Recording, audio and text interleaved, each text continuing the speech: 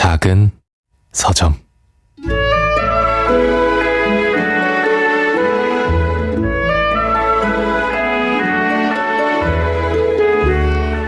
버들 애기씨, 내년이면 18이지에 포화로 시집가지 않을랍니까?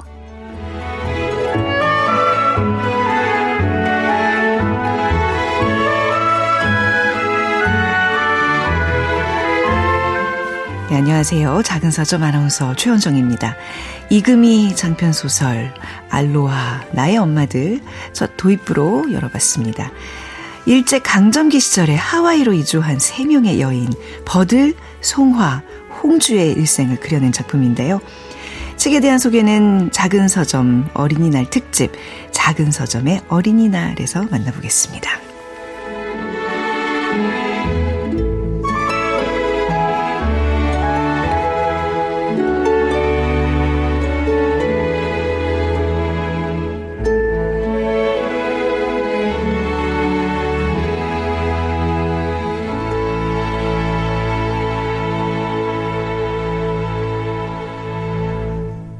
네, 작은 서점 아나운서 최현정입니다. 이번 한 주 작은 서점에서 마련한 책 선물 소개해드립니다. 50대의 펜을 들고 63세에 아쿠타가와상을 받은 신인 소설가 와카타케 치사코의 에세이입니다. 인생의 오후에도 축제는 벌어진다. 자, 추첨을 통해서 보내드리고 있습니다. 책 받고 싶은 분들 이번 주까지 작은 서점 인스타그램을 통해서 신청해 주시면 됩니다. 인스타그램에서 작은 서점 검색하시면 들어오실 수 있습니다. 자, 저희 방송 참여 방법은요. 문자번호 샵9730 짧은 문자 50원 긴 문자 100원입니다. 모바일 플레이어 콩은 앱을 다운로드 받으시면 무료로 보내실 수 있습니다.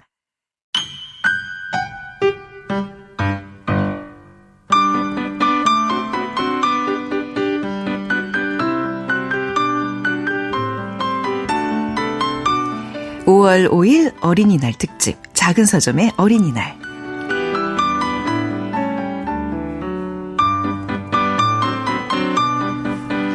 어린이날을 맞아서 특별한 두 분을 모셨습니다. 창비출판사 청소년출판부 이하림 편집자님, 그리고 어린이 책방 사춘기를 운영하고 있는 유지연 대표님 두 분과 함께하겠습니다. 어서 오세요. 안녕하세요. 안녕하세요. 네. 제가 그 스튜디오 처음 딱 지금 들어오시는데 뭔가 이 동심을 다루는 분들이라서 그런지 동안이시라는 이렇게 뭔가 맑고 이런 느낌 있잖아요. 우리 작은 서점 처음 인사드리는 두 분인데요. 어떤 일을 하고 계신지 좀 소개를 부탁드리겠습니다. 먼저 우리 이하림 편집자님.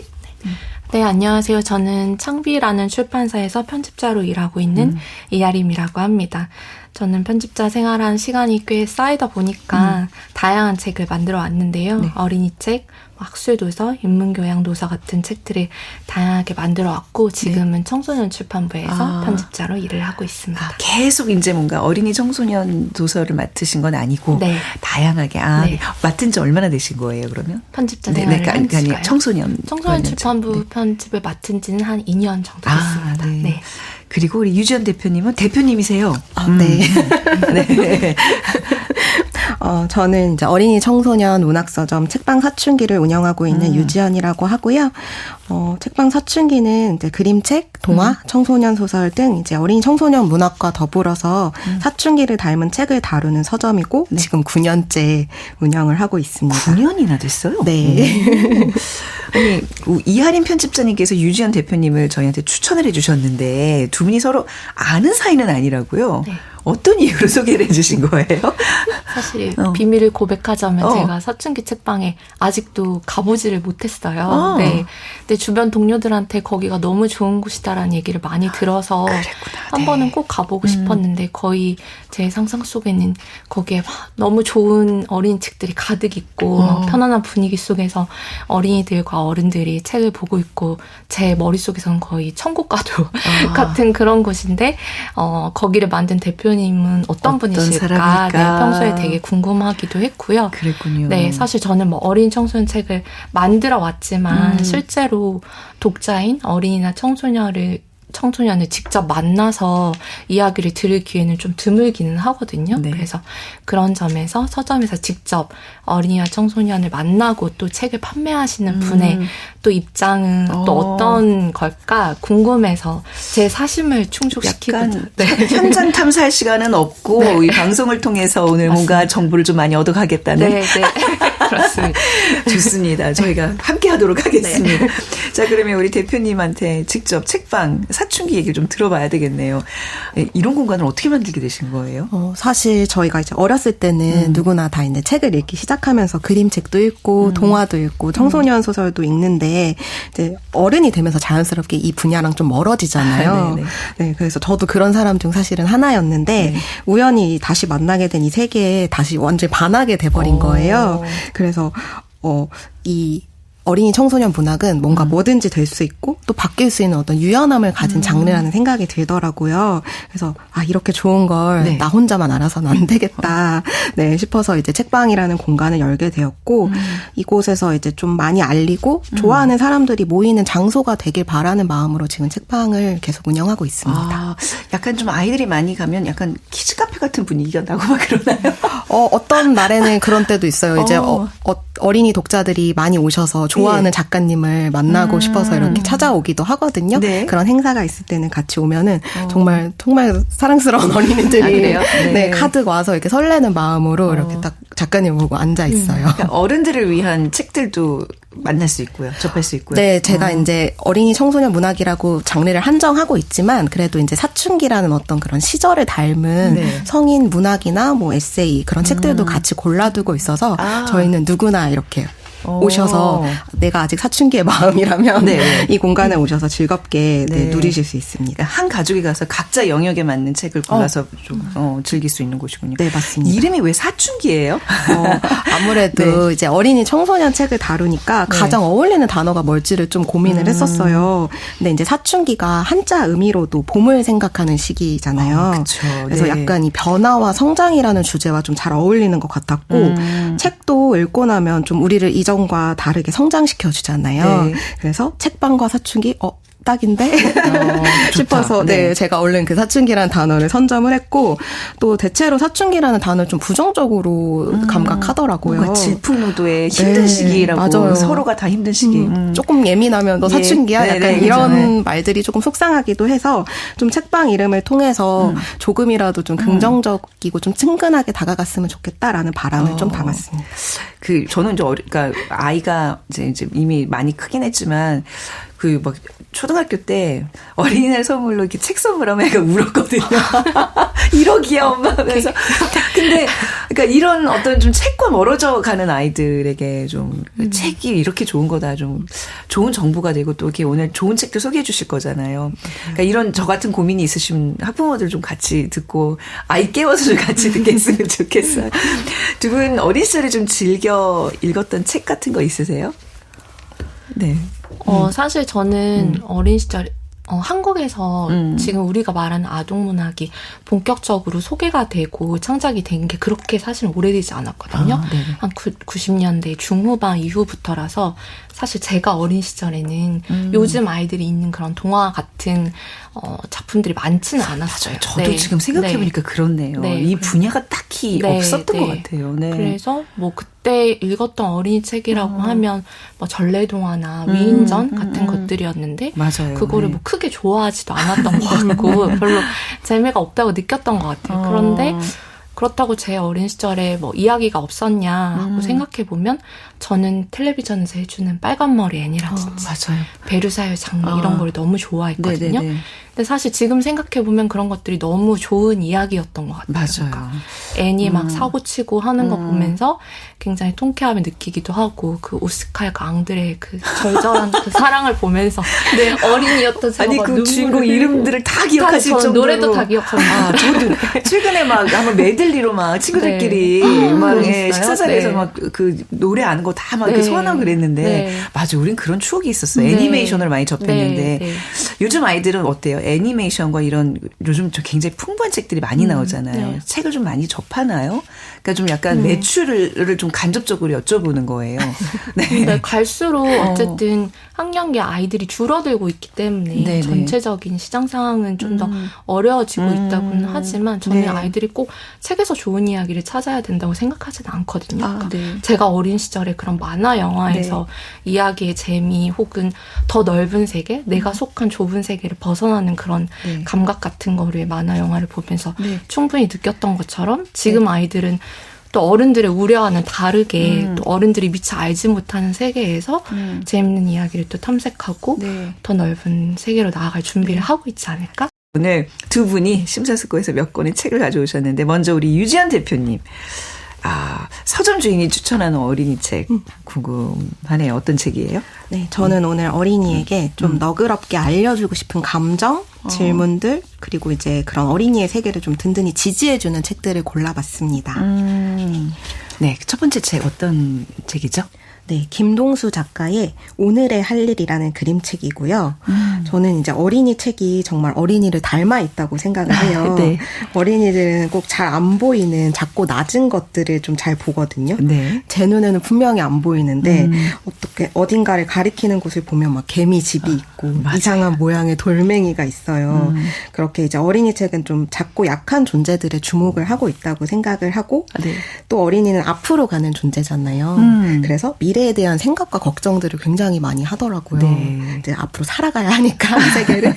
네. 그래서 기후위기나 환경 문제에 관심이 굉장히 높다고 하는데 이 책이 약간 그런 미래 그리고 네. 환경에 대한 이야기를 함께 담고 있어요. 책 자체도 녹색으로 표현한 게 어떤 그런 의미였군요. 네, 맞습니다. 정사각형의 책에 너무 예쁜 책이에요. 네, 환경과 관련된 책 오늘의 할 일 만나보겠습니다. 예. 내용을 살짝 소개를 해드리면 이제 어린이가 하천에서 쓰레기를 줍고 있어요. 검정 비닐봉지인 줄 알고 집어들었는데 네. 갑자기 쑥 물속으로 끌려 들어가게 됩니다. 어. 그래서 사실 이게 봉지가 아니었던 거예요. 네. 물귀신의 머리카락이었던 거예요. 잠깐만, 이거 혹시 영역이 공포, 뭐 스릴러 이런 건 아니죠? 네, 스릴러는 아닙니다. 네, 네. 그렇게 이제 쑥 잡혀 들어간 이유가 이 어린이가 하천에 치우고 있었잖아요. 이렇게 친절하고 다정한 어린이는 오늘의 어린이로 선정이 된 거예요.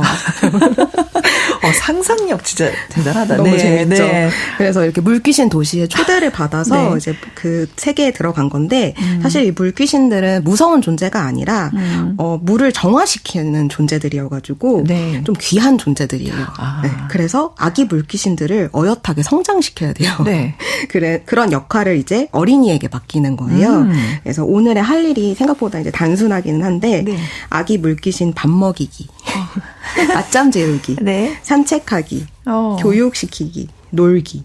약간 이런 거예요. 귀여워. 네. 어떠세요? 이런 할 일들? 아니, 저도 지금 하고 싶은데요. 그러니까, 어린 아기 물귀신을 어린이가 맡아서 오늘 할 일 리스트를 이렇게 적어서 지금 하는 거잖아요. 근데 지금 그 나열된 것들이 사실 어린이들이 다 마땅히 해야 되는 일들이 아닌가요? 충분히 잘 자고 먹고 놀고. 맞아요. 어린이라면 당연히 네. 해야 하는 어떤 일들이 이렇게 나열이 되고 있는데 그래서인지 책에서 어린이가 물귀신들하고 노는 장면들이 진짜 즐겁게 표현이 되고 있어요. 네. 그래서 이 정화라는 행위처럼 어떤 미래를 직접 만드는 게 어린이의 역할이라는 걸 좀 그 몫을 보여주는 이야기라는 생각이 들고요. 네. 또 이게 이 책을 좀 자세히 들여다보면은 이렇게 인간의 언어로만 소통되지 않는 존재들이 되게 등장을 하거든요. 네. 뭐 백로나 오리 같은 동물도 있고 사실 물귀신은 사람이 아니니까 네. 이제 비인간에 해당이 되는데 이렇게 좀 서로를 향한 돌봄 행위들이 굉장히 이 책 안에 많이 등장을 해요. 네. 그래서 저는 좀 이런 이야기를 같이 읽는다면 우리가 자연스럽게 함께 할 수 있는 우리의 할 일이 떠오르지 않을까?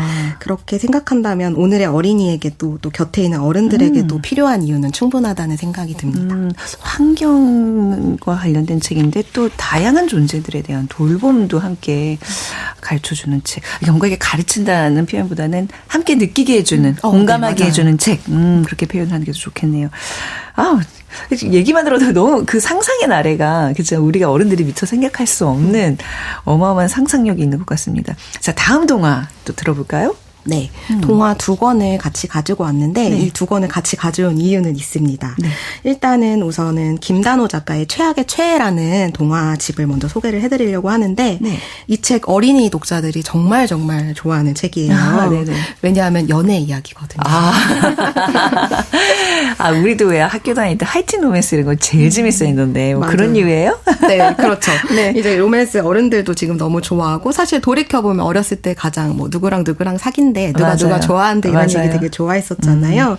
그래서 이 책은 이제 어린이들의 신중하고 부드러운 로맨스를 다루고 있는데 네. 이제 초등학교에서 마지막 1년을 보내는 6학년 어린이들이 주인공으로 등장을 하고요.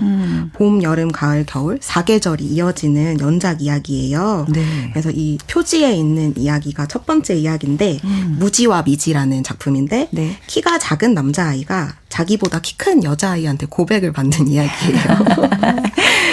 그래서 이렇게 뭔가 어떤 조건을 두지 않고 네. 자기 마음이 이끄는 대로 이제 뭔가 가는 게 사랑이 아닐까? 이런 이야기를 말해주고 있고 또 어떤 작품에서는 상대가 원치 않는 일방향적인 작품은 좀 폭력적일 수도 있다. 네네. 어린이도 당당하게 싫다고 표현할 수 있는 용기가 필요하다라는 거를 좀 알려주고 있어요. 네. 그래서 저는 이렇게 동화에서 배울 수 있는 건 좀 어떤 자세와 마음이 아닌가 생각을 하는데 다양한 관계와 감정을 통해 우리는 계속 성장할 수 있다라는 네. 거를 좀 보여주는 이야기 같아요. 그 6학년이 배경이라고 그러셨잖아요. 지금 돌이켜보면 그때 가장 누구를 좋아했다가 또 다른 계속 이렇게 저희 갈아타는 그 감정이 굉장히 자주 있는. 근데 그런 것들이 성인이 돼서 그 감정 연습의 시초인데 그 과정이 너무너무 중요한 것 같아요. 이 과정은 절대 건너뛰면 안 되는 건데 아이들의 어떤 그런 심정들을 다루고 있다니까 저도 갑자기 보고 싶네요. 어른이 봐도 굉장히 재밌어요. 아까 그래요? 말씀하셨잖아요. 그 6학년 시절에 수많은 좋아했던 어떤. 네, 너무 많았거든요. 이름 지금 다 생각나요, 저는. 막 손에 지금 이렇게 꼽을 정도로 한 명 하면 다 선명하게 기억나는데. 근데 너무 쉽게 그 마음을 갈아탔거든요.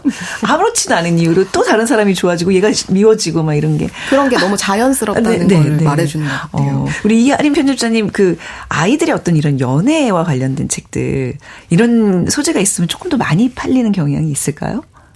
사실 저희 청소년 출판부에서도 어린 청소년의 사랑을 다룬 이야기를 되게 적극적으로 펴내고 싶고 특히 10대 중후반은 사실 그 감정이 본인의 에너지에 얼마나 많은 부분을 차지하겠어요. 네. 그러니까요. 너무너무 궁금하고 너무너무 다가가고 싶고 그렇긴 한데 그것을 표현한다는 게 참 요즘 세상에서는 쉽지가 않고 네, 그렇다 보니까 굉장히 조심스럽고 작가님들도 좀 어려워하는 부분의 소재인 것 같긴 해요. 그렇구나. 네. 많이들 좋아하지만 작가 입장에서는 가장 또 예민하게 접근해. 어려운 영역이군요. 근데 아무튼 이런 감정은 너무나 그 사람 관계를 이제 형성하는 데 있어서 아주 중요한 역할인 것 같아요. 그렇죠. 네. 저희가 또 사랑하는 방법을 이렇게 알려주지는 않다 보니까 그쵸, 좀 이런 감정에 대해서 많이 책에서도 얘기를 해줘야 좀 자연스럽게 아까 말씀하신 대로 감각할 수 있지 않을까? 좀 그 감각할 수 있는 순간이 좀 많이 필요하다는 생각이 들었어요. 네. 자, 그리고 또 다음 소개해 주실 책은 비슷한 책이네요. 네, 같은 작가님의 책이에요. 미지와 무지라는 책이고 이 책은 앞전에 나왔던 최악의 최애가 인기가 너무 많아서 어린이 독자가 너무 간절하게 후속작을 원한 덕분에 나오게 된 책이고요. 따끈따끈하게 얼마 전에 출간이 되었습니다. 그러니까 지금 최악의 최애 속편 같은 거예요? 네, 외전이라고 할 수 있어요. 외전. 네, 이 표지 속 주인공들의 이제 확장된 이야기가 등장을 하는데 아이들이 가장 좋아했던 작품이 바로 이 무지와 미지라는 작품이었는데 이 이야기를 이제 두 사람의 이야기를 확장시킨 동시에 이전 작품이 이제 고백받는 남자아이가 주인공으로 이제 그 입장을 말하는 이야기였다면 이번 얘기에서는 그 위치가 바뀌었잖아요. 그래서 고백을 하는 여자아이 입장에서 이제 이야기가 진행되고 있어요. 재밌다. 네. 우리가 양쪽의 입장을 좀 다 들어볼 수 있는. 세트로 무조건 같이 봐야 되겠네요. 그렇습니다. 무조건 최악의 최애를 보면 미지와 무지가 보고 싶어질 거고요. 동화 작가들이 학교에 강연 가면 진짜 어린이들이 가장 많이 요청하는 게 좋아하는 얘기, 누구랑 만나는 얘기 써주세요라고 많이 요청한다고 하더라고요. 그래서 정말 아이들이 좋아하고 재밌어하고 궁금해하는 게 이런 로맨스 이야기라면 우리 어린이들이 좀 즐길 수 있도록 이런 사랑 이야기가 더 많아져야 되지 않을까라는 생각하고 맞아요. 있어요. 아니 우리 왜 학교 다닐 때도 선생님 처음 이제 만나면 소개 이렇게 하면 선생님의 첫사랑 얘기를 해서 뭐 이제 그렇게 해서 인간관계가 이제 형성이 되잖아요. 맞아요. 그 첫사랑 왜 이렇게 듣고 싶어요? 근데 그 아이들의 어떤 그 욕구를 충족시켜주는 책. 근데 아까 말씀하신 것처럼 작가들 입장에서는 이 사랑 이야기가 결코 쉽지는 않다. 풀어내는 데 있어서. 근데 지금 오늘 추천해 주신 이 두 책은 엄선해 주신 것처럼 굉장히 좋은 결말로 끝나는 거죠? 네. 그리고 꼭 저는 이 두 작품이 너무 좋았던 게 우리가 사랑이라는 거를 결말이 꼭 필요하지 않다는 걸 알려주는 거예요. 그쵸. 그냥 그 과정 자체도 맞습니다. 사랑일 수 있다라는 걸 말해주는 것 같아서 이거는 정말 어디 가서도 알려줄 수가 없잖아요. 그런 걸 이야기를 통해서 좀 자연스럽게 아이들이 배워갈 수 있지 않을까? 그래서 어른들도 같이 좀 읽고 그런 얘기를 나눠줬으면 좋겠어요. 좋네요. 네. 자, 우리 아이들이 좀 잘 자랄 수 있도록 지지해주는 그런 책들을 오늘 만난 것 같습니다. 책방 사춘기 유지연 대표님의 추천책, 김동수의 오늘의 할 일, 그리고 김단호의 최악의 최애, 그리고 미지와 무지 세 권이었습니다. 혹시 우리 유지연 대표님 신청곡 있으세요? 한 곡 제가 띄워드리죠. 네. 저는 악뮤의 기쁨, 슬픔, 아름다운 마음이라는 노래를 신청하고 싶습니다. 왜요? 선곡 이유는요? 네. 이 노래 가사 들으면서 좀 제가 계속 다루고 있는 어린이 책과 닮아 있다고 생각을 했어요. 기쁨 뒤에 슬픔이 오는 마음, 쫓아내지 않고 품어주는 마음, 그다음에 햇빛 뒤에는 그늘이 있는 마음을 좀 모두 다 소중하다고 말해주고 있거든요, 이 노래에서. 그래서 이제 손을 건네면 기꺼이 붙잡을 수 있는 어떤 포용이나 사랑, 연대가 저는 어린이 청소년 책 안에 들어있다고 생각을 하고 있어서 좀 바람이 있다면 그런 마음을 같이 품을 수 있도록 더 많은 사람들이 이 장르를 좀 함께 읽었으면 좋겠습니다. 좋네요. 선곡 이유가 너무 좋은데요. 같이 들어보죠. 네, 악뮤의 기쁨, 슬픔, 아름다운 마음 가사 좀 의미하셨는지. 작은 서점 최현정입니다. 어린이날을 맞아서 오늘은 창비출판사 청소년 출판부 이하림 편집자님, 그리고 어린이 청소년 문학서점 책방 사춘기 유지연 대표님 두 분과 함께하고 있습니다. 이번에는 이하림 편집자님의 추천책을 좀 만나볼 텐데요. 지금 이제 한 출판사에 그 청소년 출판부를 이끌고 계시잖아요. 네, 뭐 살짝 저의 고백이기도 한데 뭔가 이렇게 책을 읽긴 읽어야 되는데 이게 뭔가 나의 문해력도 많이 떨어진 것 같고 게을러지고 뭐 좀 시간이 없다 그럴 때 제가 예전에 많이 했던 방법이 청소년 버전으로 읽었었어요. 그러니까 뭐 예를 들면 데이비드 소레의 월든 같은 책은 이건 꼭 한번 읽어봐야 되는 책이라는 이제 강박이 계속 있었는데 계속 뭔가 진도가 안 나가더라고요. 그래서 청소년판으로 읽었는데 훨씬 수월하게 읽었고 그리고 뭐 최근에 AI 관련된 용어들이 너무 어려운데 그 청소년 그 코너에서 한 권 이렇게 사서 읽었더니 너무 쉽게 풀이를 했더라고요. 그 저는 이제 역사 프로그램 좀 오래 했는데 역사책도 청소년판을 많이 이용을 했습니다. 그런 식으로 뭔가 제가 인지하는 청소년 도서는 친절한 책들. 그래서 참 좋아하거든요. 제가 좀 잘 이해하고 있는 건가요? 저의 어떤 이 독자로서의 이런 자세가 나쁘진 않은 거죠? 너무 감사할 따름입니다. 세상에 다 아나운서님 같은 독자분들만 있다면 저희 청소년 도서들이 정말 많은 사랑을 받을 텐데요. 저희 부서에서는 말씀해 주신 대로 그런 교양 도서들뿐만 아니라 청소년 문학, 소설들도 많이 다루고 있어요. 그래서 대표작으로는 김여령의 완득이나 뭐 구병무의 위저드 베이커리 같은 책들이 청소년 출판부에서 나온 책들이고요. 그래서 청소년기에 겪을 법한 어떤 고민이나 갈등 같은 것들을 굉장히 좀 섬세하고 치열하게 다루고 있는 소설들이라고 할 수 있을 것 같아요. 사실 청소년기가 자아에 대한 고민을 굉장히 많이 하는 시기잖아요. 그래서 뭐 세상이 바라는 나, 그리고 내가 진짜 바라는 나, 주변 사람들이 기대하는 나, 이것들의 괴리가 굉장히 선명해질 때이고 또 내가 지금 속해 있는 이곳에 나랑 불화하고 있다는 그런 감각 같은 것이 굉장히 선명할 때인데 사실 이런 고민은 현대사회를 살아가는 성인들도 또 누구나 느낄 법한 고민들이기도 해서 요즘에는 꼭 청소년뿐만 아니라 청소년 소설을 읽고 자란 성인들도 이런 청소년 소설들을 많이 읽어주시는 상황인 것 같아요. 아, 그래요. 네. 그러니까 지금 제가 앞서 전 이런 책을 읽었습니다는 이제 약간 청소년 아동 문학으로 이제 이렇게 좀 축소해서 한 거고 청소년 아동들을 위한 정말 그 맞춤형 컨텐츠들이 네. 요즘 굉장히 많은 거잖아요. 네, 네. 근데 그런 책들을 잘 읽고 자란 아이들은 확실히 좀 어른 됐을 때 네. 그 성숙도가 좀 다를 것 같기는 네, 해요. 그렇죠. 근데 그게 나는 그 시기를 좀 놓쳤다는 분들은 지금이라도 늦지 않았으니 그럼요. 읽어도 된다 네. 말씀이신 거죠. 그리고 청소년 소설은 사실 성장 소설이기도 하거든요. 그쵸. 결국은 그런 고민이나 어려움, 트라우마 같은 것을 좀 극복하고 그들의 성장을 또 지지하고 응원하는 소설들이기 맞습니다. 때문에 많은 독자분들이 이제 그런 결말에서 좀 위로와 힘 같은 거를 얻기도 하는 것 같습니다. 네. 네. 아니 이번에 그래서 이하림 편집자님이 소개해 주시는 책. 그 지금 쫙 또 펼쳐놓고 계시는데, 이건 굉장히 좀 글씨도 많고 성인 그냥 소설 같은 느낌이 들거든요. 어떤 네. 책인가요? 네. 네, 오늘 제가 소개해드리고 싶은 책은 이금희 작가님의 알로하 나의 엄마들입니다. 혹시 사진신부라는 말을 들어보셨을까요? 아, 사진 신부요? 네. 그 신부감을 찾을 때 사진으로 먼저 만나는 뭐 이런 거죠? 네, 비슷하다고 할 수 있는데요. 사진 신부는 주로 1910년대 그리고 20년대에 하와이에 먼저 이민 가 있던 한국인 남성들과 사진 한 장만으로 결혼을 결정하고 하와이로 이주한 한국인 여성들을 가리키는 말이에요. 네. 그래서 이 작품은 그런 식으로 사진 한 장에 평생 운명을 걸고 조선을 떠나서 네. 하와이로 떠난 18살 주인공 버들과 그 친구인 홍주와 송화의 삶을 그리고 있습니다.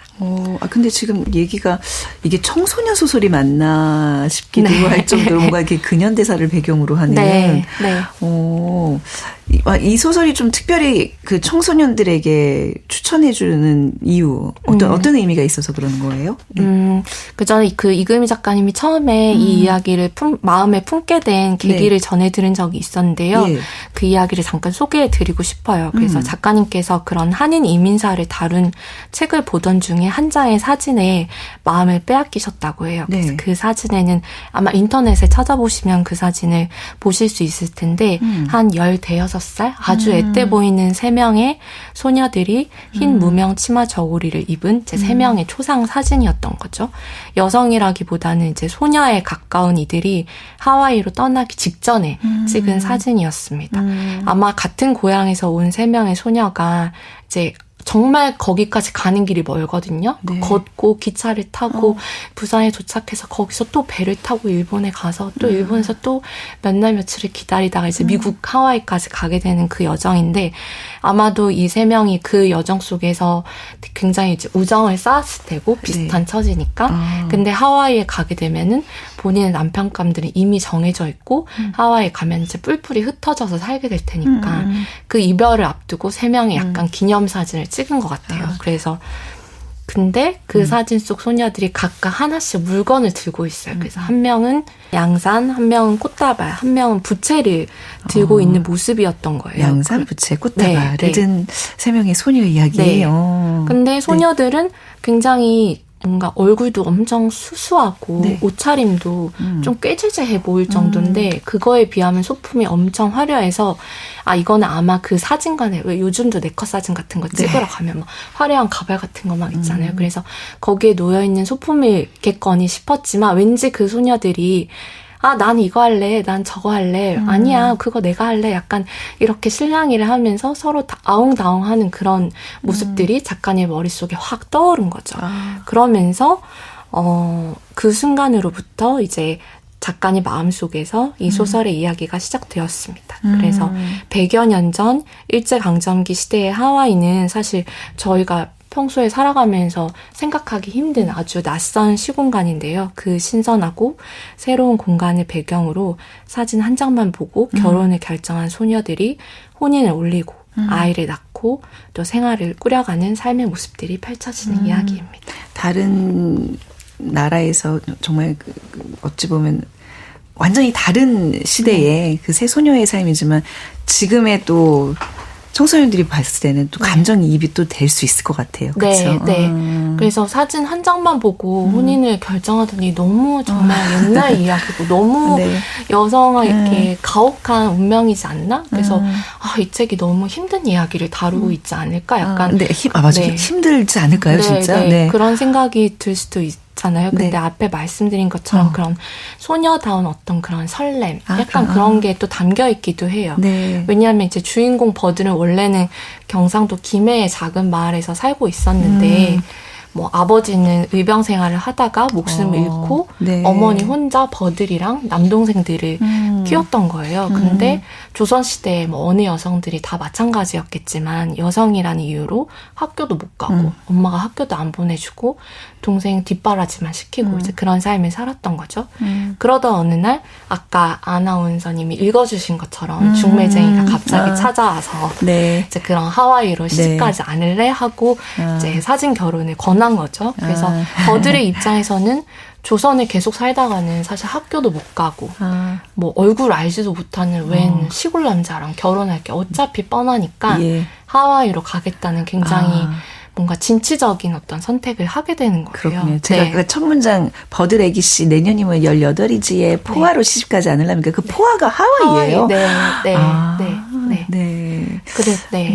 그래서 어쨌든 그때는 버들도 뭔가 그 당시에 한창 들어오던 신소설 같은 것도 읽었기 때문에 그런 새로운 세대의 사랑, 그러니까 나는 엄마처럼 살지 않을래. 엄마처럼 그렇게 너무 자식들 부양만 하는 그런 삶을 살지 않을래? 나도 사랑하는 남자와 가정을 꾸리고 결혼을 할래. 이제 이런 마음으로 포화 하와이 행을 결정을 하게 됩니다. 그래서 10대 소녀가 품을 법한 그런 사랑에 대한 기대 같은 게 너무 풋풋하고 실감나게 그려져 있는 작품이라고 할 수 있어요. 네. 혹시 유지연 대표님 이 책 읽으셨어요? 네, 당연히 읽었습니다. 그래요? 이금희 작가님의 이제 여성 디아스포라 3부작 시리즈가 있거든요. 그 중에 이제 한 책인데, 세 시리즈 다 모두 제가 좋아하는 작품이에요. 그렇군요. 아니, 이금희 작가님이 올해도 그 아동문학 노벨상이라는 그 안데르센상 최종 후보에 오르셨다면서요. 네, 이번 4월 13일에 발표가 났고 안타깝게도 수상은 못하신 상황입니다. 계속 꾸준히 거론되고 계시는 상황인데. 맞습니다. 2회 연속 최종 후보에 오른 것만으로 어떤 한국 아동 청소년 문학계에서는 굉장히 자랑스러운 이제 일이죠. 그렇죠. 같이 도서전에 다녀오셨다면서요? 네, 맞습니다. 그래서 이 책에 대한 또 해외 그 출판 관계자들의 관심도 굉장히 높았는데요. 그래서 아까 제가 말씀드린 것처럼 사진을 보고 결혼할 상대를 고르는 사진 신부에 대한 이야기다라고 막 이제 해외 사람들에게 이야기를 했더니 그쪽 담당자들이 그거 틴더네요? 막 이런 식의 사진만 보고 연애할 상대를 고르는 또 그렇게 그렇게 좀 사실 그건 좀 유머로 이제 받아들인 건데. 그렇죠. 그러니까 이게 굉장히 옛날 이야기인 것 같으면서도 어쨌든 지금과 관통하는 어떤 보편성을 또 증명하는 이야기라는 생각도 들었어요. 이금희 작가께서 항상 그 어떤 여성들의 삶에 약간 주목하고 계시다 그랬는데 혹시 우리 유지연 대표님은 다 읽으셨다고 지금 어떤 매력이 있는 작가라고 생각하세요? 이금희 작가님의 이야기는 사실은 이제 근현대사 과거를 다루고 있기는 하지만 그게 역사 속에만 있는 이야기가 아니라 진짜 방금 편집자님이 말씀하신 대로 지금과 맞닿아 있는 그 현재성이 정말 가장 큰 것 같아요. 그리고 작가님이 계속 그런 감각을 좀 유지하고 배우시려는 그런 자세가 사실 작품에서 굉장히 느껴지거든요. 그래서 최근에도 되게 오래전에 쓰셨던 작품을 개정판으로 다시 이제 고쳐서 내시면서 그 변화된 이야기들을 봤을 때, 어떻게 계속 이 지금의 어린이나 청소년들에게 이렇게 눈길을 주시고 관심을 주시면서 이러한 이야기를 써내실 수 있지? 약간 그런 존경심 같은 게 굉장히 들어서 저도 이금희 작가님 굉장히 좋아합니다. 우리 이하림 그럼 편집자님께서는 뭐 이금희 작가님의 약간 전담 편집자라고 봐야 될까요? 네. 네. 저희 부서에서 담당하고 있는 작가님이기 때문에 그렇게 볼 수 있을 것 같습니다. 또 이제 후속작이 지금 이렇게 예정이 돼 있어요? 네, 네, 그렇습니다. 네. 또 나중에 한번 또 저희 시간을 통해서 좀 소개를 해드려야 되겠네요. 네. 아무튼 알로와 나의 엄마들 그냥 스토리만 듣는 것만으로 이렇게 뭔가 영화 한 편을 본 것 같은. 자, 다음 추천책은 어떤 건가요? 네, 사실 어린이 책을 한 권 더 고르고 싶었는데 어린이 책은 그 유지한 대표님 말씀처럼 너무 많은 좋은 어린 책이 있기 때문에 고르기가 너무 힘들었는데요. 네. 그런 이유로 서천석의 그림책으로 읽는 아이들 마음을 소개해드리려고 합니다. 사실 이 책 자체가 굉장히 좋기도 하지만 이 책 한 권을 소개하는 게 좋은 그림책 100권을 소개하는 것과 마찬가지이기 때문인데요. 네. 책에 혹시 이 책도 편집자님의 손을 거친 책인가요? 네. 이 책은 제가 직접 만든 책이어서 더 각별한 의미가 있고 네, 오랜만에 다시 이 책을 펴들었는데 내가 그 당시에 정말 책을 열심히 만들었구나. 다시 봐도 한참 뒤에 봐도 뿌듯한. 네, 제가 봐도 너무 잘 만들었다는 생각. 네, 그렇습니다. 네. 아니, 만듦새도 물론 뛰어나겠지만 특별히 또 아끼는 이유가 있으세요? 네, 사실 이 책의 저자는 소아정신과 전문의인 서천석 선생님이시고요. 이분이 본인의 자녀를 키우면서 아이들에게 직접 그림책을 읽어주면서 그리고 진료실에 찾아온 아이들에게 직접 그림책을 읽어주면서 아이들이 어떤 그림책에 반응하는지 그리고 아이들이 그림책을 보면서 어떤 감정의 변화를 겪는지 전문가의 시선으로 파악한 내용을 담고 있습니다. 이 책이 특별한 것은 저는 바로 이 대목이라고 생각을 하는데요. 사실 그림책의 예술성이나 문학성을 분석하는 평론서는 이미 제법 많이 나와 있어요. 하지만 이 아이들의 마음이라는 틀로 그림책을 이렇게 치열하게 분석한 시도는 없었다고 생각이 돼서 이 책을 추천해드리고 싶습니다. 그러면 이제 소아정신과 의사 이 서천석 작가께서 아이들을 이제 진료하면서 읽었던 그 그림책들 리스트를 좀 볼 수 있는 건가요? 그렇죠. 네. 전부 100권이 한 권에 다 소개돼 있어요? 네. 다 세어보면 100권 정도 되고 한 그림책을 좀 집중해서 소개하는 글도 있고 여러 책을 좀 아우러서 설명하는 경우도 있는데 다 세어보면 100권 정도가 되고요. 이 책은 크게 이제 한 3-4장으로 나뉘어져 있는데 1장은 아이들의 연령별 발달 과제를 13개로 나누고 그에 따른 그림책을 추천하고 있습니다.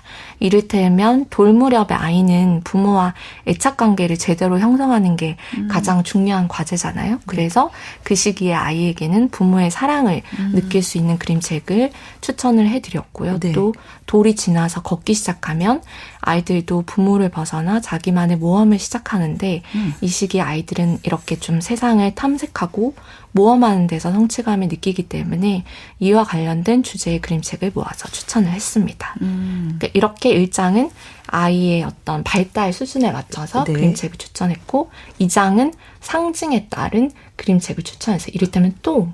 네네. 아이들이 똥 그림책, 똥 이야기 너무너무 좋아하잖아요.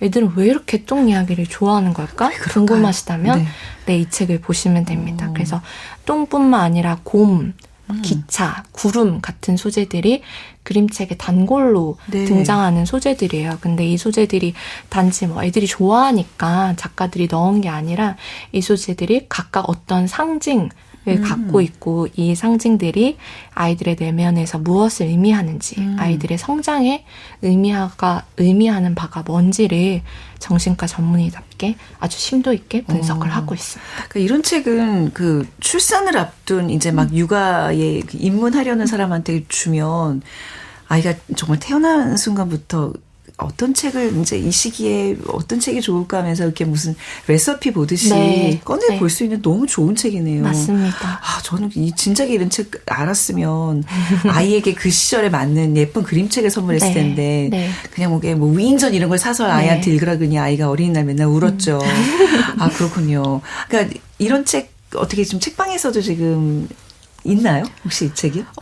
저 책은 정말 꾸준히 많이 판매가 되는 책이고. 그럼 이 책에서 소개된 그 그림책들도 사춘기 책방에서 만날 수 있는 거잖아요. 네, 같이 만날 수 있고요. 그 그림책에 대해서 흥미로워 하시고 또 공부를 하시는 분들한테도 굉장히 많은 도움이 될 것 같아요. 그러게요. 그 발달 단계를 아는 것 자체가. 그리고 이 책에서 지금 소개하고 있는 100권의 그림책 중에서 우리 이하림 편집자님께서 가장 좀 아끼고 좀 소개해주고 싶은 그림책이 있다면요. 네, 클레어 니볼라라는 작가의 숲속에서라는 그림책을 추천하고 싶은데요. 아이들이 느끼기에 세상은 너무 버거울 것 같아요. 아직 세상을 충분히 경험하지 못했기 때문에 모르는 것이 너무 많고 또 모르면 모를수록 피어오르는 감정은 사실 불안과 두려움이잖아요. 그래서 이 그림책 속 주인공도 숲을 무척 두려워하는데요. 어느 날 숲에 대한 두려움을 이기지 못한 나머지 숲에 직접 가보겠다는 결심을 하게 됩니다. 네, 아니나 다를까 숲은 너무너무 무서운 곳이었어요. 하지만 책의 결말에 이르면 숲은 자기의 소란스러운 내면을 달랠 수 있는 자기 자신만의 공간이기도 하다는 것을 이 그림책은 보여줍니다.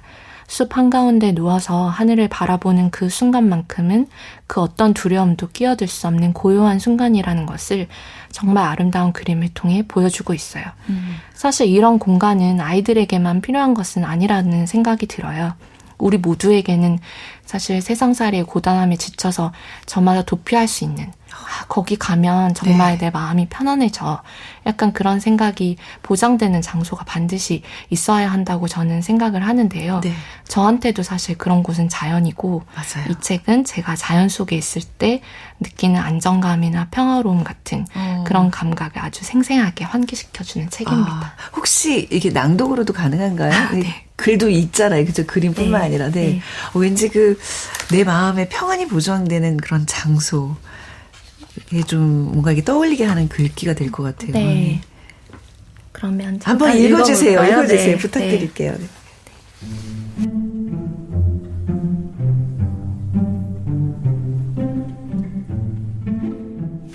귀를 기울였어요.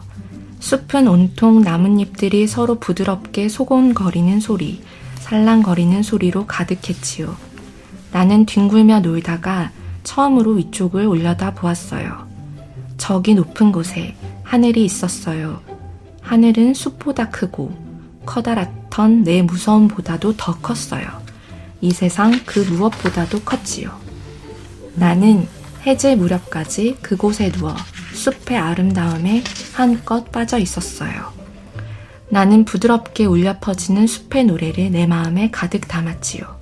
그리고 집을 향해 먼 길을 걷기 시작했어요.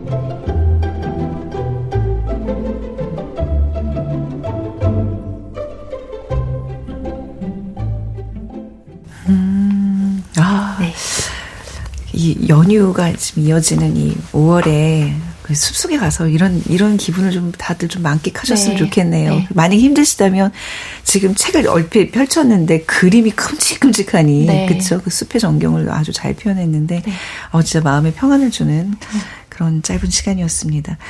오늘 어린이날을 맞아서 이제 두 분이 예쁜 책들, 아름다운 책들 이렇게 소개해 주셨는데 어떠셨어요? 오늘 처음 뵙고 처음 이렇게 두 분 앉혀놓고 그러니까 어린이가 아동도서, 청소년도서에 대한 특집을 마련했는데 두 분의 소회 한마디씩 듣고 좀 마무리해 보도록 하겠습니다. 먼저 유지연 대표님. 저는 이렇게 뭔가 어린이 청소년 책을 얘기할 수 있는 자리가 마련됐다는 것 자체가 굉장히 의미 있고 사실 감사도 한 부분이에요. 좀 더 많은 사람들하고 이런 이야기 나누고 싶은데 오늘 너무 편안한 분위기에서 이렇게 서로 얼굴 마주 보면서 계속 미소를 짓게 되었거든요. 저희가 좋은 이야기를 나누다 보니까 그랬던 순간이 너무 오랫동안 기억에 남을 것 같고 아까 어린이날 책을 선물 받는 어린이들 운다고 말씀해 주셨잖아요. 그거는 아주 저희 특정 케이스이고 보편적으로는 안 그렇죠. 아니 어린이날 받는 거를 그렇게 좋아하진 않는 것 같아요. 그래서 조금 더 자주 어린이 책을 어린이 청소년들에게 좀 마주하게 하면 어떨까. 어린이날도 좋고 다른 날에도 좀 많이 맞이할 수 있는 기회가 많아졌으면 좋겠다. 이 방송을 계기로 해서 그랬으면 좋겠는 바람입니다. 이하림 편집자님. 네, 저도 초대해 주셔서 너무 감사드리고 이런 자리를 계기로 또 저희가 만들고 있는 책들 애정을 담아서 소개해 드릴 수 있어서 저한테도 굉장히 기쁜 순간이었는데요. 사실 어린이날은 1년에 딱 하루잖아요. 그쵸. 작은 서점에서 1년에 딱 하루 이렇게 어린 청소년 책을 소개하는 건 아니시겠죠? 네. 자주 좀 기회를 네. 갖도록 하겠습니다. 네. 더 많은 날들에 네. 어린 청소년 책 소개해 주시는 그런 자리가 마련되면 좋을 것 같습니다. 네. 정말 너무나 많은 좋은 책들 중에 한두 권, 막 두세 권 이렇게 골라 하는 그 과정이 너무 힘들었다고 들었어요. 네. 다음에는 저 자주 모셔서 그런 고통을 조금은 덜어드릴 수 있도록 노력을 하겠습니다. 네. 자, 아까 마지막으로 그 숲의 한 부분을 이렇게 낭독으로 이제 저희한테 안겨주셨는데 그 분위기와 또 잘 어울리는 신청곡도 가져오셨다고요? 네. 시와의 랄랄라라는 곡인데요. 네. 자연 속에 들어가면은 일상과 좀 한 발짝 떨어진 기분이 들잖아요. 그래서 한 발짝 떨어져서 나의 일상을 바라보는 그런 기분을 딱 절묘하게 포착한 노래인 것 같아서 같이 듣고 싶습니다. 어린이날을 마무리하는 아름다운 곡이 될 것 같습니다. 시와의 랄랄라 띄워드리면서 이 시간 마무리하겠습니다.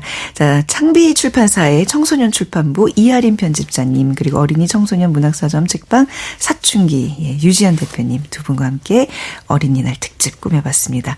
자주 뵙겠습니다. 오늘 함께해 주셔서 감사합니다. 감사합니다. 자, 끝곡 남기면서 작은 서점도 오늘 문 닫겠습니다. 지금까지 아나운서 최원정이었습니다.